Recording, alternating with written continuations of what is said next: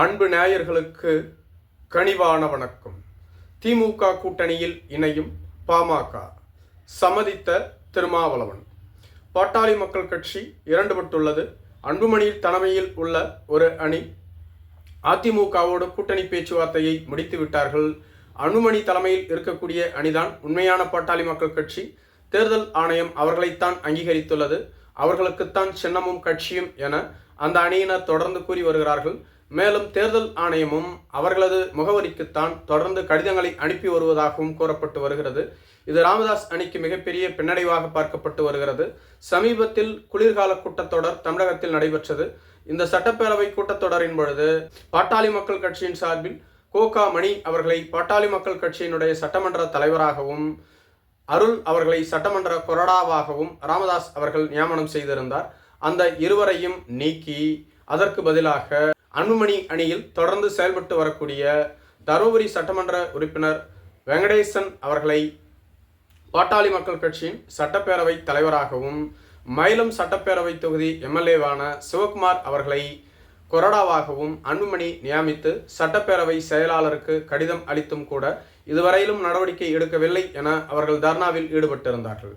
இப்படி பாட்டாளி மக்கள் கட்சிக்குள் தொடர்ந்து பிரச்சனை வெடித்து கொண்டுதான் இருந்து வருகிறது. இதுபோன்ற சூழ்நிலையில்தான் 2 நாட்களுக்கு முன்பு தைலாபுரம் தோட்டத்தில் நடைபெற்ற கூட்டத்தில் ராமதாஸ் அவர்கள் அன்புமணியிடம் இருந்த செயல் தலைவர் பதவியை பறித்து தனது மகளான ஸ்ரீகாந்திக்கு வழங்கியிருந்தார். இதுவும் கட்சிக்குள் மிகப்பெரிய புகைச்சலை ஏற்படுத்தி உள்ளது. தொடர்ச்சியாக ஐயா அவர்கள் அவரது குடும்பத்தில் இருப்பவர்களுக்கு பொறுப்புகளை வழங்கி வருகிறார். நாம் எதற்காக இருக்க வேண்டும் என்ற கேள்வியும் எழும்பாமல் இல்லை.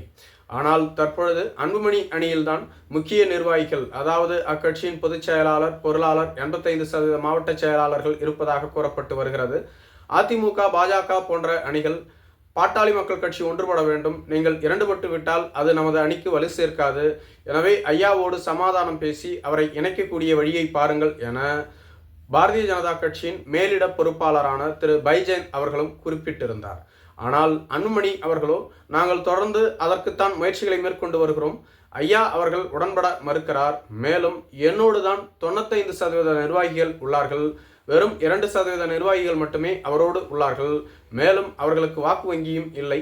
எனவே அவர் தனித்து செயல்பட்டாலும் நமக்கு பிரச்சனை இல்லை என்பது போன்று கூறியிருந்தார். எனவேதான் பாட்டாளி மக்கள் கட்சி வட தமிழகத்தில் வலிமையாக இருக்கிறது. அவற்றை சரி செய்யத்தான் திருமாவளவனை திமுக கூட்டணி தொடர்ந்து தங்கள் அணியில் தக்க வைத்து வருகிறார்கள்.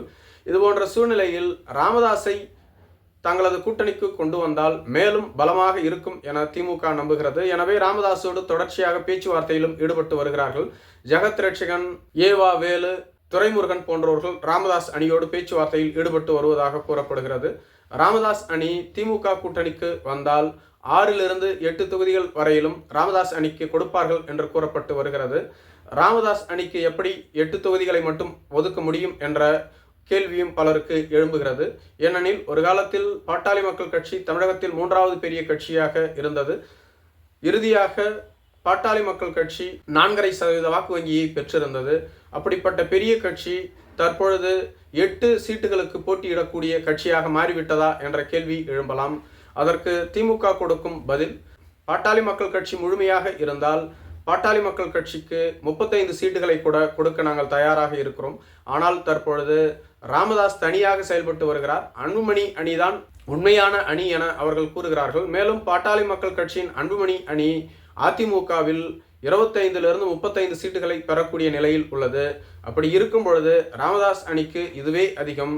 மேலும் ராமதாஸ் அணி வலிமை பெற வேண்டும் என்றால் இவற்றை பெற்று வெற்றி பெற வேண்டும். திமுக கூட்டணியில் இருந்தால் நீங்கள் கண்டிப்பாக வெற்றி பெற்று விடுவீர்கள்.